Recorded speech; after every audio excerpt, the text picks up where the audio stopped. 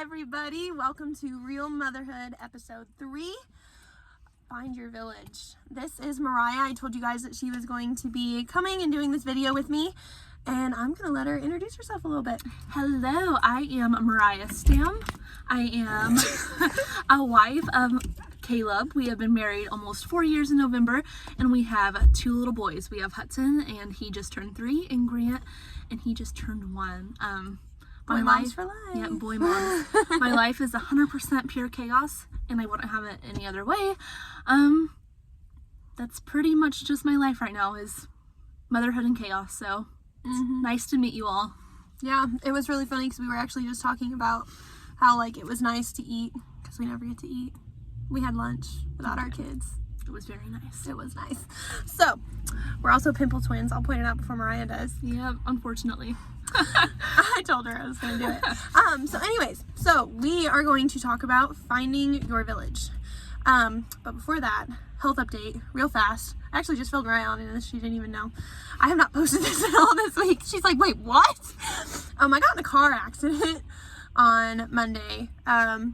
Not my car. My car is fine. My mom's car is, I was driving my mom's car, her Jeep. If anyone knows my mom, she loves her Jeep. Her Jeep is fine, thankfully. I passed out behind the wheel at a stoplight. Thankfully, my kids weren't in the car and I wasn't driving my car. But I'm okay. The doctor thinks that it was a mix of blood loss from being on my period and my blood pressure dropping that caused me to pass out. I have an appointment with an EP specialist to get a heart monitor implanted in my chest called a loop recorder, and that will record my heart rate and all the electrical stuff going on for up to 3 years. I don't know exactly how long they're going to want me to keep it in, but I'll find out at that appointment and kind of when they plan on putting that in, and hopefully it finds something more than just the arrhythmia and the heart murmur. So that's my health update. I'm fine. Sorry I didn't post about that sooner. It's been a little bit of a crazy week. But finding your village. So we were actually talking about this over lunch, and Mariah had an awesome description of kind of what your village can look like. But I just wanted to share real quick how important having a village is for moms that don't have a village, or single moms, or just if you move to a place where you don't have family. It's very hard to establish a village and trust people, but it's so important that you try your hardest to find your village. For us, we have a lot of family in town. We have a lot of people that we know, so it's easy to find people that we trust to hey, can you watch the kids? I have to go do this. Or, we have parents in town and stuff like that. But it's not that easy for most people to find help or to even get a break, going back to self-care that we talked about a couple weeks ago. If you don't have a village, you don't get self-care because you don't have anyone to watch your kids, it's just you. And so it's so important. And my village includes my parents and people from church and friends that I've had since high school, Mariah. And so and it doesn't even have to be other moms specifically.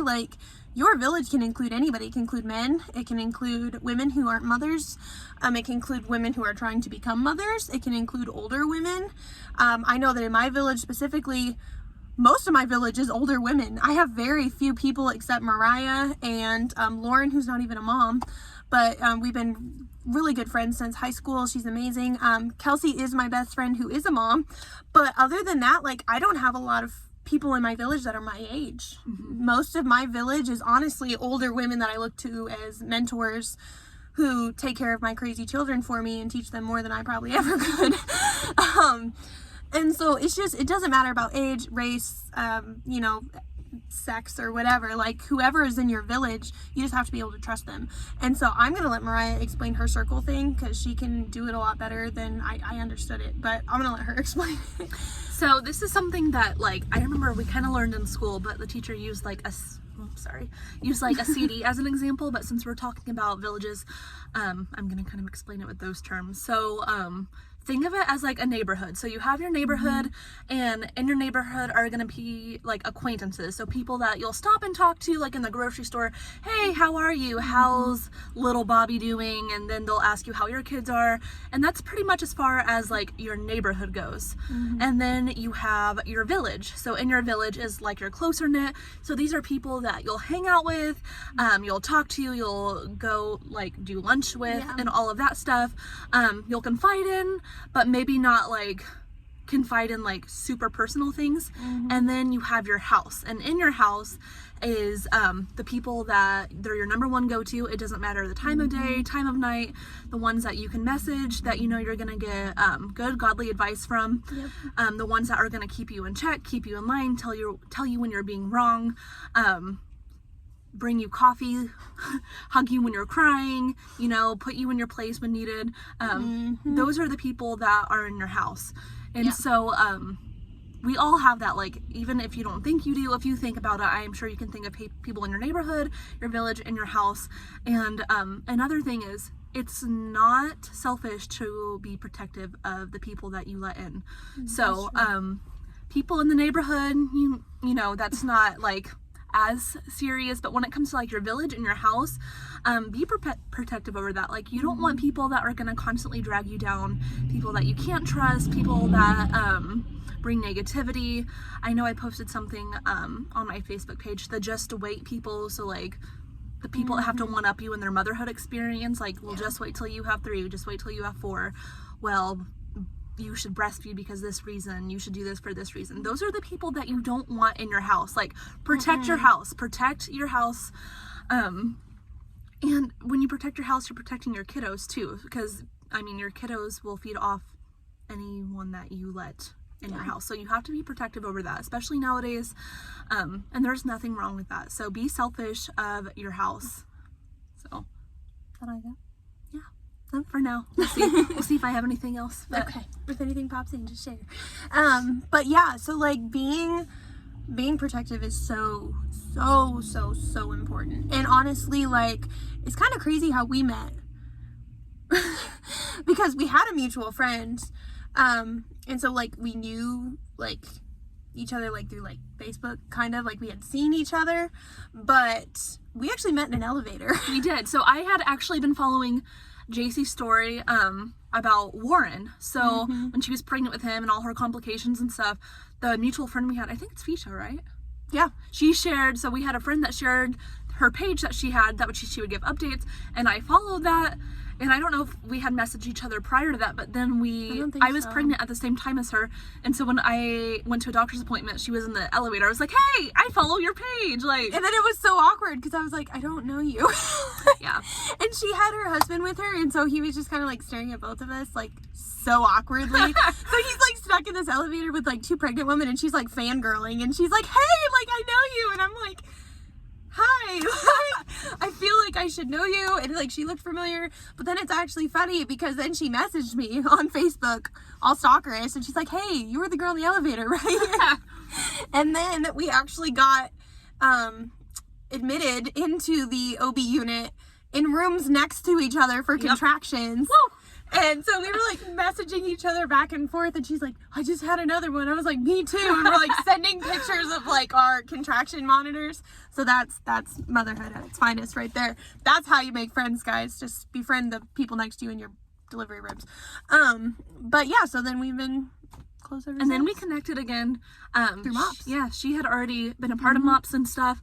And then once my oldest was about 6 months old, I joined MOPS, and then she was there again. So yeah, and I think we connected so well too, because we are both young moms. So I was 19 when I got pregnant and 20 when I had Hudson, and I think we're actually the same age. So how old are you? 23. Yeah. So young moms unite. So I think that's why we've always just like gotten well. I can't talk. Gotten along very well. Yeah, I mean, and a lot of it is to do like, even with MOPS, like we're going to talk more about like tons of ways that you can get involved as a mom, like in the community, especially around Lafayette in the surrounding areas. But even in like mom groups and stuff, like you won't find a lot of young moms, because a lot of young moms are either, one, like, not to be judgmental or anything, but they just don't think that they need the help. A lot of us generational moms think that we got it all together, you know, and like we're all these like Instagram moms, you know, and like we don't need help, but that's not true. Like I really wish that there were more young moms that would become part of these groups, because then you have these more seasoned mothers, which we need, like by far. We need the older moms of like middle schoolers and stuff to kind of like guide us through these years of toddlerhood and like tell us there is a light on the other end of the tunnel, because oh dear God, like Please we're let gonna there be a light. strangle our children, like, you know. And so like we need those moms, but really we were the youngest ones in MOPS, in our MOPS group, and we had a large MOPS group. Of like And 80 so, people. yeah, so I really think that's why we connected, is because we were kind of like babies raising babies thrown in with all these moms who kind of looked like they knew what they were doing. Like they all, But they actually didn't. no, they didn't. No one really Come to knows what find out, they're no doing. one knows what they're doing. No, but they did. They looked like it. You know, they Yeah. were really good at like portraying them. So we're like, oh man, I wish I could be that mom. You know, like just, you know. But that's the comparison thing. Like going back to comparison, like Wow, Comparison. yeah. Comparison. We can't talk, guys. Maybe this should have been scripted. No, but going back to comparison, like I think that has a lot to do with the village too, because we are so judgmental as women, not even just moms, but like we judge someone like scientists say, or like articles say, that your first impression lasts 30 seconds. Someone makes their first opinion of you in the first 30 seconds that they meet you, which is terrifying. That is horrible. If you think about it, like how can you truly judge a person off just 30 seconds? Like I would be judged as a B word 95% of the time if I was like you know what I mean? Like I have like resting mom face, you know, like I don't want people to judge me off like the first 30 seconds that they meet me. Like I'm a nice person. Preschool drop-off man. Oh I'd my be judged God. as a 100% hot mess. Oh my gosh, I know. Seriously though, like if you think about it, like think of like the people that you've met the past couple days. What did you do the first 30 seconds you met that person? That's their impression of you. Like, yeah, like you don't want to think about it, right? And so like, but that has a lot to do with your village, because if you have moms that are always uplifting you and putting confidence in your heart and like instilling in you that you are doing good, that you are worthy, that you are strong enough to handle this journey of motherhood, you carry an air of confidence about you that not only, you know, helps you in your motherhood walk with your children, but it also, in growing your village, like moms see that confidence in you and they gravitate towards it. And I also think it helps with first impressions, which I know they say first impressions aren't everything, but that 30 seconds thing freaks me the heck out. So like I'm always conscious of like when I'm meeting somebody, I'm like, okay, smile, like you don't need to like With your eye be twitching. rude. I know you're yeah, so like, but seriously though, like people's interpretation of you can be scary, because that's where we get the judgmental side of motherhood. Like if a mom meets you for the first time and you're spanking your child, you know, they didn't see what happened leading up to that. They just see you spanking your kid. And I'm not saying don't spank your children. My children get spanked. Like that's a whole other topic. But like I'm just saying, like there's context that we don't always read. And it's really important as moms not to always judge that first 30 seconds that we see from another mom, because that mom may become your best friend, and when you first met her she was yelling at her husband on the cell phone, or you know, spanking her child, because you don't know what led up to that, or you don't know like what was going on in that moment of maybe her, I don't know what her husband did, but I'm just like saying, like you Her don't know. husband sent her a TikTok about not cooking. My husband did do that. Yeah, I'm not cooking him dinner tonight. Yeah, yeah, that's a good, yeah. And something about comparison, it was at our first MOPS meeting last year, someone quoted this, and they said comparison is the thief of joy, but self-judgment is its co-pilot. Ooh, And that's good. that has stuck with me, because it's like, okay, comparison, like I won't compare myself, but then you're judging yourself. It's like, that's right there. They're like the same thing. That is true. So I really liked that quote. It's in my phone, and it's something I have to look at often, because I'm like, well, I won't compare myself, but then it's like, but then I'm judging myself, which is literally like just as bad as the comparison thing. Like, Yeah.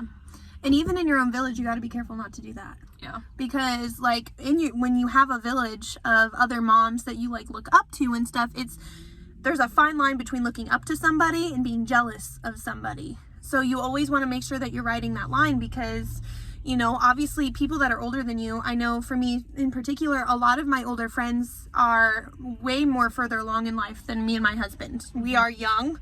We are 23 and 25, and I think Caleb's the same age as 27. He's a little older. But I mean, like, we own our houses and stuff, but they're not super big houses, you know, like our cars are more run down, and we have small kids that take up a lot of our money.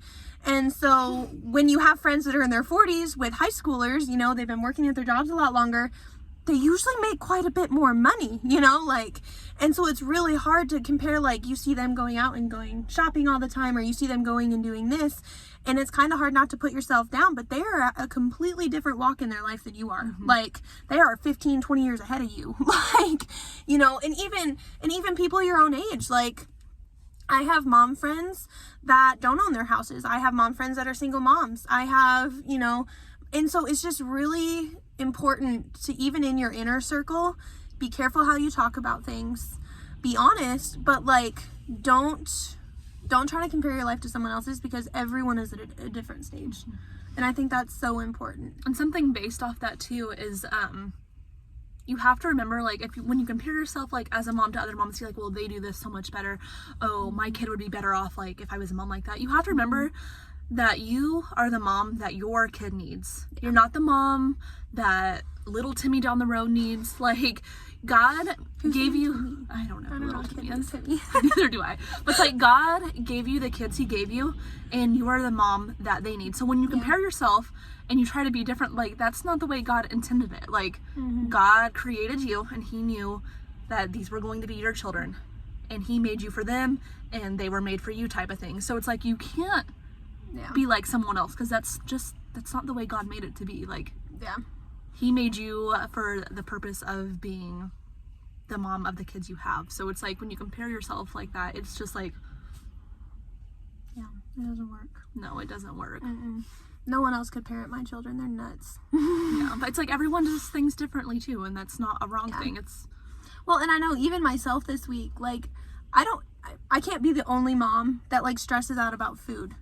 Like, do you stress out about what you feed your kids? Okay. I'm not, like, 100% into, like, I use essential oils and stuff, but I still have, like, other stuff in my house. I'm, like, halfway in between, like, crunchy. Converting. I'm, like, halfway crunchy, halfway not crunchy. Like, I'm, like, right in that center line right now. Like, we have, like, all natural shampoos and stuff, but I still have, like, regular cleaner under my sink type thing. So, I know I'm getting there. I can't do everything at once, girlfriend. Okay, you gotta transition slowly. I transitioned the shampoo last month. I'll transition the cleaner this month. I still use cleaners. Okay, see, so shut up. So anyways, but what I'm saying is, look, I'm riding that line of crunchy, but this week I have been stressing out hardcore about food. Like, I cannot be the only mom that does this. Like, what my kids are eating. My kids have gotten into the habit of eating a Pop-Tart right when they wake up in the morning. Oh, my kid eats the mini donuts every morning. Just like 2 or 3 of them. It's driving me nuts though, because I'm like, I don't know, like, this week it's just bothered me for some reason. But I've seen all these posts on Instagram and Facebook. This is the comparison thing. I've dealt with it all week, of, like, these moms feeding their kids, like, these super healthy breakfasts, and, like, waking up at 6 a.m. and, like, cooking these full course meals. And I'm like, why can't I do that? You know, like, why am I not good enough to get up and do that? I have no energy. I don't want to. I want to feed them frozen waffles and Pop-Tarts because I don't want to cook breakfast. But, you know, like, it also has been stressing me out all week. So that's something with the comparison thing. Like, do I want to feed my kids better? Yes. Like, me and my husband actually did sit down a meal plan, and we're not buying Pop-Tarts this week, and it's going to be an HE double hockey sticks week for me, because, oh boy, are they going to wake up and want their Pop-Tarts when Tyler gets groceries tonight. But at the same time, like, you have to give and take, I think. So, like, even with the being crunchy, I know that's the big thing right now, but, like, you can't just convert your whole house to crunchy in one day. No. And I'm always gonna feed my kids chicken nuggets and mac and cheese. Like, hey, they're 100% Tyson chicken nuggets. Nothing wrong with that. They're 100% chicken. And I have to feed my kids dairy-free mac and cheese because Zane's lactose intolerant. So well, it tastes disgusting, but they eat it, so whatever.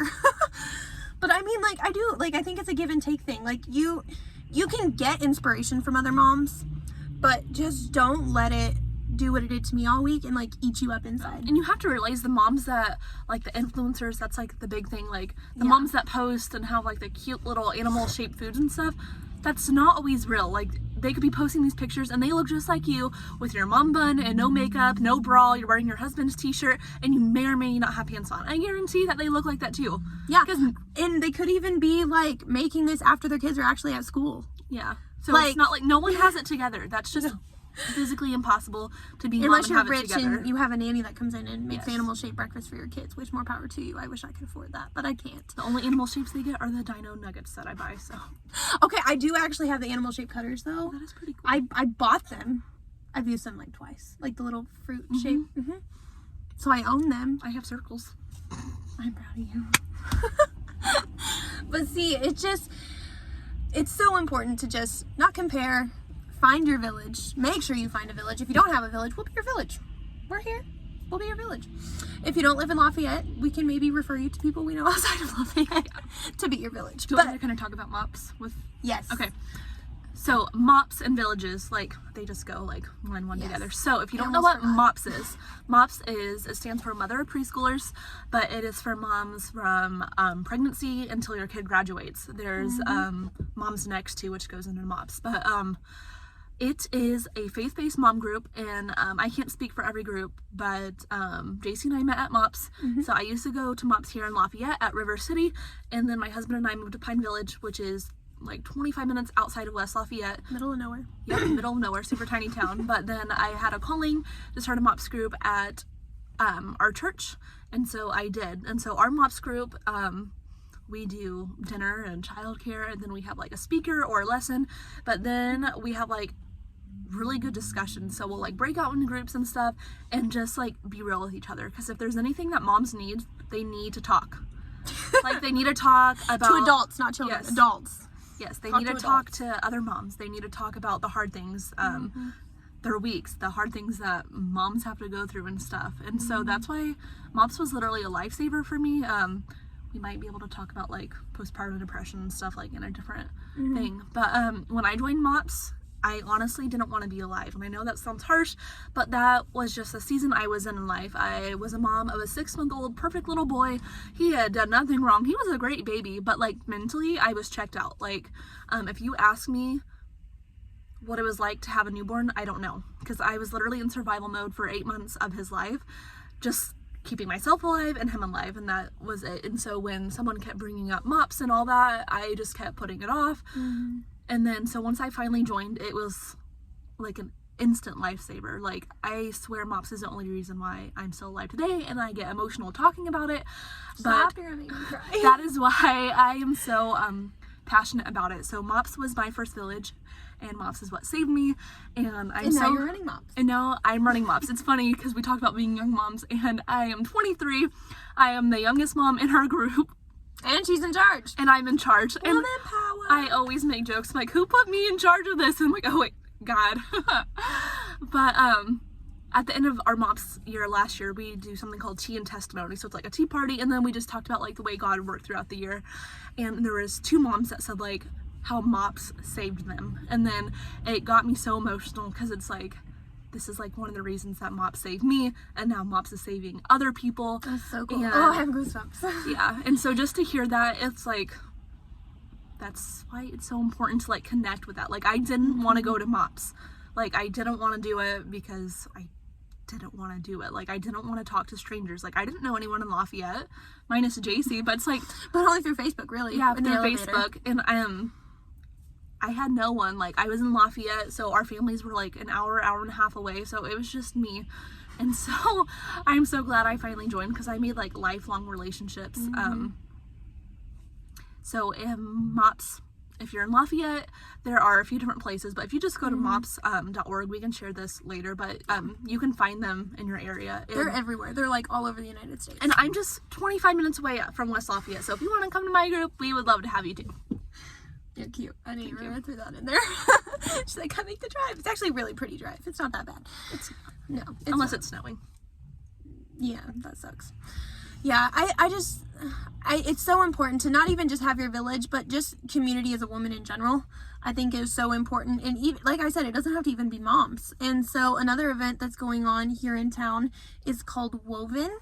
And as most of you know, I am a part of Life Church Lafayette. Our main campus is in Danville, Illinois. But our second location is here in town. We are one church in 2 locations, and we are launching our women's ministry, which is huge, this November. And I will post the link to the event page so that you guys can kind of see it. There is a $25 fee to attend, but it covers a gift of like a hat and your food, and you know, there's a couple other prizes, and so it's definitely money well spent. It's on a Friday night at 7 p.m. in November. 7 p.m. Oh, it's bedtime. I know, shut up. Hubbies can do bedtime that night. We'll just be very tired on Saturday morning. But it'll be so special. There's going to be amazing worship. A lot of just different women around the community. It's open to the whole community. So we're trying to get as many women to come, mamas and non-mamas alike. It doesn't matter if you have kids. This is just for women to get together and worship and just partake in an evening for us alone, without children. So if you do have children, escape. She's talking dirty now. Escape. No, I'm just kidding. But escape. Like, I'm not kidding. Just leave them at home. They'll be fine. with an adult? With an adult, preferably. Or an older sibling, if you have that option. I don't have that option yet. Nope. I mean, he's 3. You can take care of a 1-year-old. I mean, my kid can open the fridge. I mean, They're he can set. feed them. I know, right? They're set. I'm just gonna leave the lock off. But really, like, it's gonna be so much fun. So we will share the MOPS link. We will also share the Woven link to that event. We will be there if you want to come hang out with us. And yeah, just like invite your friends to it. And we have more news coming. We'll share later. Yes, we do. Me too. So yeah, there's It is important. We didn't forget because it's not important. Right. No, we did. We actually just, that's why we had lunch. So we are actually going to be combining our pages, I guess you could say, on Facebook. She started a page, like 2 years ago. 2 years ago, called Exposed Motherhood? Motherhood Exposed. Motherhood Exposed. Okay. I have the words right. This is backwards. And so, and she was just, I mean, her whole thing for it was kind of like what this video diary is talking about topics that moms need to talk about. And so she reached out and said, hey, do you want to like collaborate with me on this and, you know, post the videos on here because it's the same type of information. And so we are actually going to full on collaborate, and we are going to combine Real Motherhood with Motherhood Exposed to make Real Exposed Motherhood. And so that Facebook page will be launching here soon. We're going to do a big reveal with it. These videos will be on there. You will see her a lot more. And we have a lot of fun stuff planned for this. I'm really excited. Me too. I think that between this and MOPS, like, we can reach a lot of mamas. And that's the whole goal. Like, our heart is like, this is therapeutic for us, but it's also like you guys. Like, this is why we're doing this. Like, we just have such a big heart to help moms be who they are and confident in just, you know, we're not perfect. She's less perfect than I am. Probably true. I wish she's honest about it, you know. There's always got to be that one friend in the relationship that's a little better. I'm just kidding. I love you. So anyways, but really though, like, we're here for you guys. And honestly, like, if you don't have a village, like, join ours. We're a pretty cool village, you know. We're fun. We have mom vans. You don't have to wear bras. That is true. No bras required. Chicken nuggets for dinner. Mac and cheese. Coffee all day. No food for us. Talk dirty to me. Really? I'm just surprised you didn't start singing. Talk dirty to me. That's what came into my head. That's not. That was what I was singing. Is that what you were referring? Oh, see? 2 minds think alike. Okay. Well, we are almost at that 30-minute mark. I try not to bore you guys for too long. So we are going to peace out of here. And, yeah.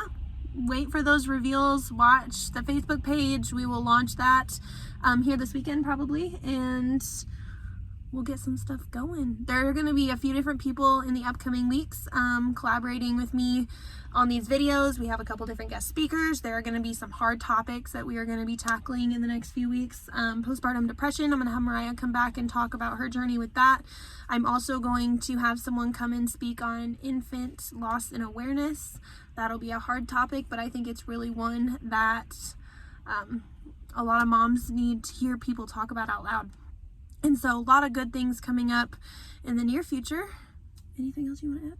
I don't think so. I'm just glad to be here, and I'm glad to be on this journey with JC. I'm really glad because, like, we've always been friends, and we would talk, like, once a month or something, like, hey, how are you? Or randomly call each other on Facebook and in the car and be like, help me. Or be like, she called me, and she's like, I'm pregnant again. I'm like, oh, JC. Not now. This was like... Oh, no. This was with This Zane. is not a reveal. No. Husband's factory is closed. This was with Zane, but yeah. I'm glad that this gives us an opportunity to spend more time and hang out together, too, so... It also gives us some more opportunity to ditch our kids with our husbands. Like, we gotta do the video diary, guys. Sorry. Yep. But really, though, like, We should add them and do a marriage one. Ooh! That would be a good... See, this is why I have Caleb her. and Tyler. Oh, God, that would be... We'd have to make that a PG-13 video. I have to put a disclaimer. They're special. Oh, that'd be fun, though. We gotta do that. Okay, so watch for that. And that will be a PG-13 episode. We will have the disclaimer on that one. But you guys have a great weekend. Yeah. Yeah. Yep. Peace out, Bye. guys.